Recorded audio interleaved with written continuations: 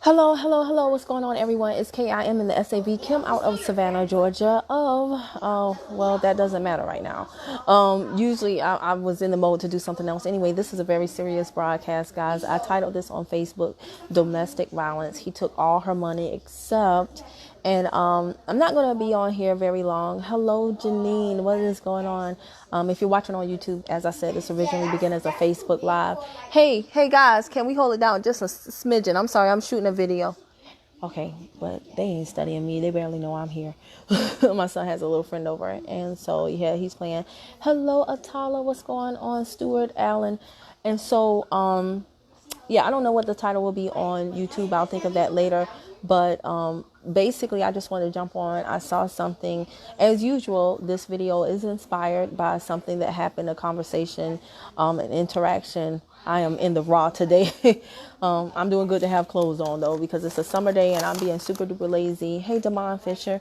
But I saw something and I was like, should I? I don't know. I spoke to the person who was the reason why I wanted to do this Facebook Live. And I said, can I share a piece of your story? And they say, yes, hopefully it'll help somebody else.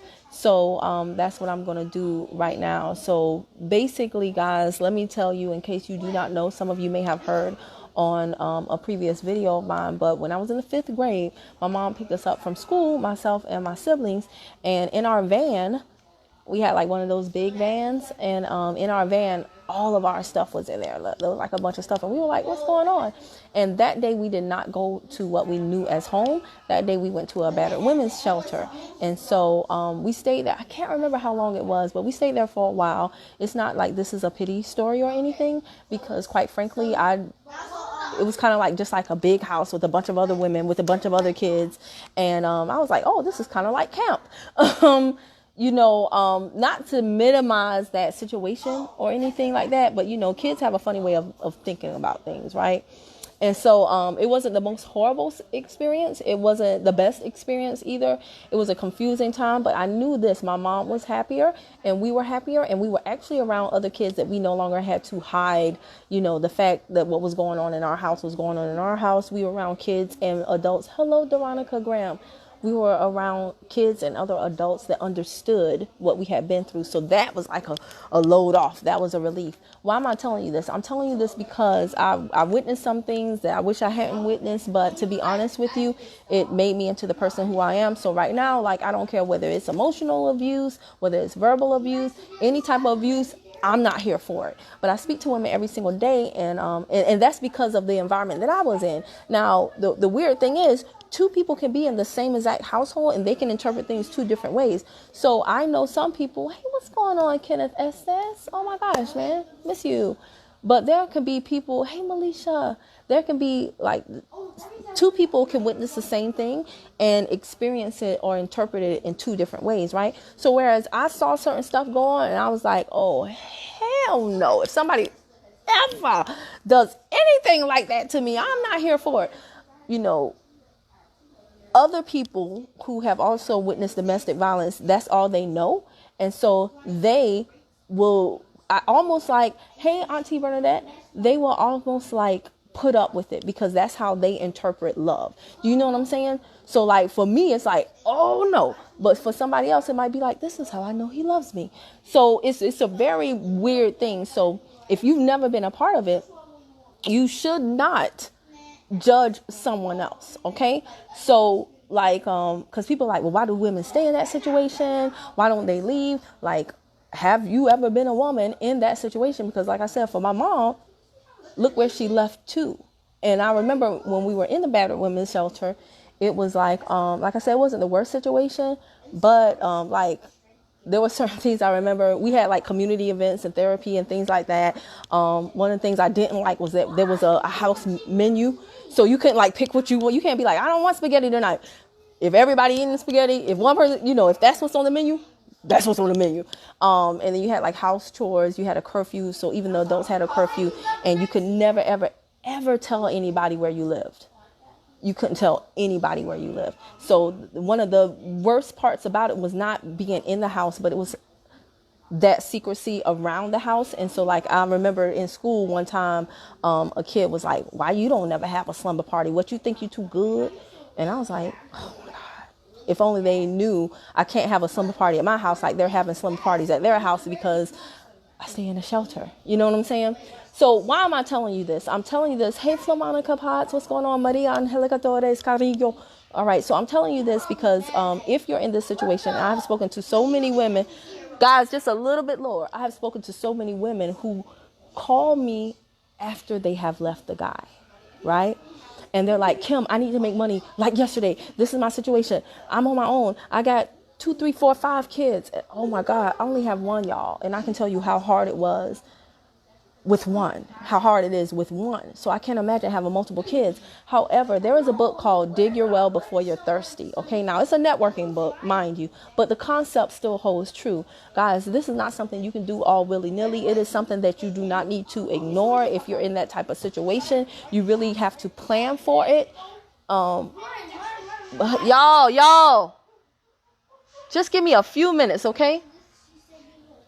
It's something you have to plan for if you're in that situation. It's something you don't want to take for granted. It's not going to get better. Half the time when somebody is talking to you out the side of their neck all crazy, like, you stupid, you do this, you that. Hey, Katina Commons, trust me, if they're verbally abusing you, they're testing the waters to see how much you're going to take. And it's only a matter of time before it escalates. And I know that because I've seen that, because that's just how it works. Okay. I've been in places where women have had to file temporary, and it's a cycle.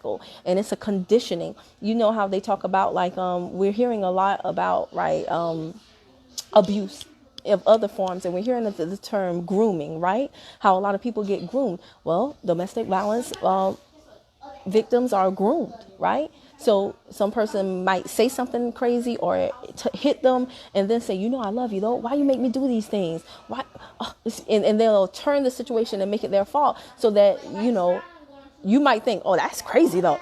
But if you have not been in that situation, and especially if it's somebody that you love and somebody that you have so many good memories with, somebody that you have children with, you can tend to live in the past and the good memories and totally ignore to a certain extent what's going on right now.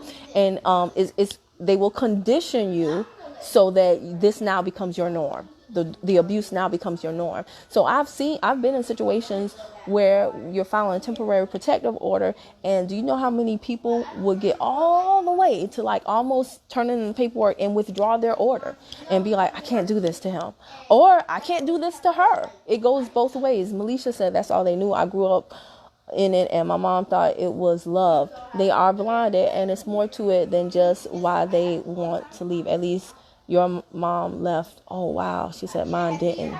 I'm sorry about that. Hey, TK.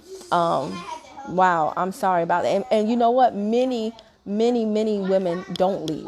Okay. But I am proud to say that there is a woman on my team who left. And she and I were in conversations about this long before she left. And not long before she left, but we have been in conversation about this because people tend to think certain things about me just because I always get on Facebook Lives and crack jokes or whatever the case may be. But hello, Dan, Glenn. Melisha said, Melisha said, I took 3 women to the domestic violence counseling in the last 3 months. Melisha, you are awesome. I love you, sis. And my mom, as a single mom, when my mom left my dad, girl, let me tell you, my mom did not play no games. My mom was like the Harriet Tubman of domestic violence. There were a lot of women who, my mom would work crazy hours, get off work, and then be like, hey guys, this is so-and-so. And I just knew. I'm the oldest. So I saw more than my sister and brothers did, but I just knew by looking like that my mom's new friend was actually a domestic violence victim. So yeah, it's horrible. So anyway, a woman on my team recently left, and guys, I'm happy that she left. It's going to be a hard transition for her. I have a private WhatsApp group for the people that are a part of my team. And so she shared with the other people on the team. We support each other personally and professionally. We are not just women, but people from all over the United States. Most of us have never met in person, but we bond digitally. We bond by sharing, stories. We ask each other for advice in our business, but we also share. So y'all, just a little bit lower, please. But I'm sorry, y'all know my son is the only child, so he has his friend from down the street here, and they are just so happy they're in their own world. But yeah. So in my group chat on WhatsApp, that's where we bond with each other, and we are a very close, we're like a family, right? So she actually shared with the group today the reason why she's kind of been MIA lately with, some of the team trainings and things of that nature. And of course, everybody rallied around her and gave her support. But guys, oh my gosh, there was a bit of her story that I want to share with you that it just, oh God, it touched me on a whole nother level. She said, she shared with the team what has been going on and that she's out of that situation now. Things are tough. He took all of her money, y'all. He took all of her money, but this is the part that got me. This is the part that got to me, okay? He took all of her money, but he does not know about her TLC commissions. I shouldn't say the company name. Oh well, but he does not know about the commissions from our company. So she said, I don't make the most sales like some of y'all, but this is all the money I have because this is the money he couldn't get to. Do y'all know what that did to me? I was just like, oh my gosh. Thank you. Because so many people have their accounts merged, and that's something that they don't think about until after the person has drained their money. And I'm telling you right now, the courts don't always go the way you think they're going to go. So, if you go to court and say, oh, this person took money out of my account, sometimes what the court does is they deal with stuff moving forward. They don't go so much in the past, and they don't try to detangle a couple's back and forth stuff. They'll be like, oh, because then once you open up that can of worm, now the person goes, well, she did this and he did that. So they only go, from going forward. And a lot of women do not even think about the fact that their account is tied to the man's account until the man has drained the account. Okay. Let me see what this is right here. Okay. What did Maria say? She said, my sister and I were talking about lots of different abuse, just like 3 hours, about 10 minutes ago. I did that 7 years. Wow, Maria. I did that for 7 years, left him and was single, parent over 12 years. At least my girls are grown now. I need out again. Okay. We might have to talk after this, Maria. And guys, I'm very strict on this. Like, people be like, well, what kind of abuse? Well, how many times? Listen, a person does not have to be Ike Turner for it to be abuse. Okay. You need to recognize the signs and know that, what, oftentimes if it hasn't escalated, it's just because they're testing the waters to see what you're going to take, to see if you're still going to stay. But very rarely will somebody do something. Will somebody, oh my gosh. Okay. I'm not going to read that out loud. Let me read what Melisha said. She said, one day my dad walked outside and died at 45. That was the only way she was freed from domestic violence. Most women stay because of finances. Yes, girl. They figure if they leave, they can't make it. But I chose different. I don't know what you mean by that. But you chose different. Wow. So yeah, this story. This story is the story of so many women that you do not even know are experiencing this. And I strongly advise people, if you do know someone and they're acting like, no, it's okay. It's going to be hard to reach those people because, again, they've been groomed, they've been primed, they've been almost like trained, and it's a very, very hard thing to do because, nobody, oftentimes their abuser, they have great memories with them. It's a whole psychological warfare. It's the battlefield of the mind. And I don't want to go too deep into this. My whole point was to bring awareness right quick. I usually do very jovial, happy-go-lucky type Facebook Lives, but every now and then we have to get real. And I am so happy that my teammate shared her story. We are going to rally around her. We have her back. Girl, you know who you are. I'm not going to say your name, of course, but it's just amazing because this woman is so beautiful inside and out. She is like sunshine personified. So when she told me her situation, I was just like, I didn't know what to say. It was a lot to take in. And I just was like, I had no clue. She definitely doesn't look like what she has been through. She is going to get through this. We're going to help her as best we can. At least she does have a plan in place. And like I said, I'm glad that even though he drained all of her accounts, he could not touch her home-based business company commissions. And I'm going to help her grow those commissions. I am so thankful for my business. I'm thankful that my ex-husband is not a complete fool and all that stuff. Time does heal all wounds. We're in a much better place now than we were a year ago when the divorce was fresh. But you know, even though he's not, like I said, a complete fool, I'm happy that I have a home-based business so that as my son made the transition, with us being married to divorce and some other things that went on with us, that I could be there for my son to talk to him about, because we just touched on the finances in this Facebook Lives turned YouTube video. But there's a whole, like I said, psychological part of it. When you leave that abuser, when you leave that situation, and now you have to go out there and your kids have been holding stuff in, or, you have a son and now he thinks instead of being your son, he's the man of the house. And oh gosh, it goes deep. I had a lot of issues with my son in school as it relates to behavior. It all worked out, and he's at a wonderful school where they knew the situation and they knew they could call me and I could go up to that school at a moment's notice. But I'm so happy that I have a home-based business that allowed me to do that, because I had to do that because my son was not processing things in a healthy way all the time. Shoot, I wasn't processing things in a healthy way all the time. I don't think my ex-husband was processing things in a healthy way all the time. It's divorce, and especially when it doesn't end well, it is financially and emotionally devastating for all parties involved. The only people who come out unscathed are the court system and the lawyers. Hello, Juliana Georges, my girl. But anyway, I hope that this helps someone on this broadcast. Okay, somebody said, groomed you right. It's hard to do. Don't want to be a burden on my kids. We'll have to talk. We make up stories in our heads, guys. But let me tell you something. I don't watch much TV, but one thing I do watch is Fatal Attraction. Like I'm just kind of obsessed. And one of my big goals one day is to open up my own battered women's shelter and domestic violence, like escape house or whatever. But I think there needs to be more things put in place for women to help them plan before, like how do you plan to get out of that? A lot of people say leave, just leave, but they can't tell you how. They can't tell you how. And we make up a lot of stories in our head about, what will this mean to my family? Where am I going to stay? What am I going to do? But I'm telling you right now, your family members, there's no doubt in my head, they would rather you sleep on their couch or be a burden to them, as you say, than be dead. And I'm being real honest about that.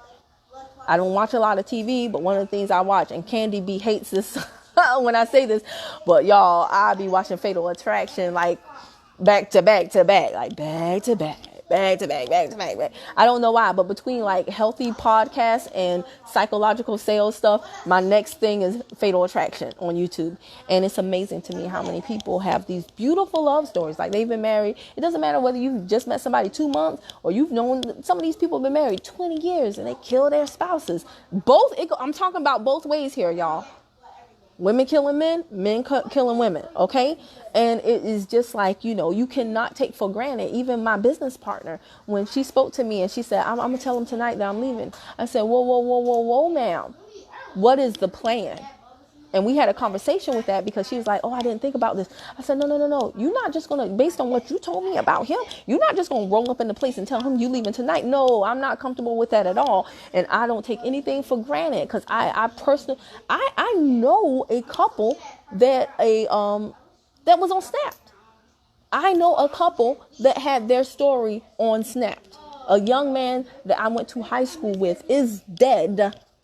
And his story was told on Snap. Like, y'all, you always think it can't happen to you or somebody that you know. You better think again. This is not a game. This is life. And there are people that they have seen unhealthy things. They do not, or they introduce unhealthy influences into their life. There are good people that make bad decisions all day long. There are good people that make bad decisions all day long. And they let their friends influence them, or drugs or alcohol or the streets or whatever. Doesn't mean they're not a good person, but they had a moment. Okay. And sometimes those moments, they accelerate. Okay. Alicia said, don't know you, but I'm praying that you responded to her. Thank you for that, Melisha. Melisha, you are just a good person. You really are. I love you, Malisha. All right. So then she said, yes, they make you feel that you owe them. Yes. And nobody will love you like they do. Yes. It's especially when they know you are strong minded and they break you down. And if you're sick, they feed on it. Yes. Yes. Check, check, check, check, check. All of the above. All of the above. Gloria Mayfield Banks is one of my inspirations. She is like the top woman in Mary Kay. And when I heard her story about how she used her MLM commissions, and her husband was a very prominent figure in their community. I don't know if I'm telling her story exactly right.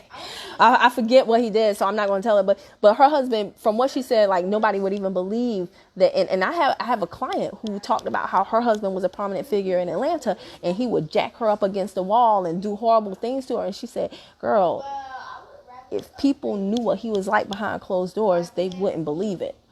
They wouldn't believe it." But I believe it because I know how that works, okay? But Gloria Mayfield Banks tells the story about how she used, the whole reason why she started her business was to escape her abuser. And he was a very high profile guy that made good money, so he could afford the best lawyers. And so she needed to go up against him, and that heifer did it. Ooh. Oh, if this ever gets back to Gloria Mayfield Banks, I say heifer lovingly.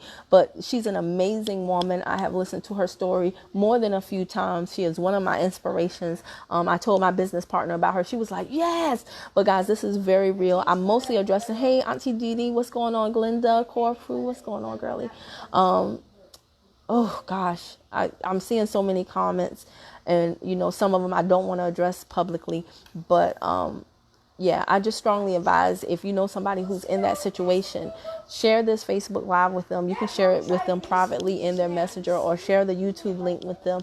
I will tell you this, don't worry about the kids being upset that you left. When my mom left my dad, baby, I was so happy. I was so happy. And I have a good relationship with my dad now, y'all. I consider it good enough.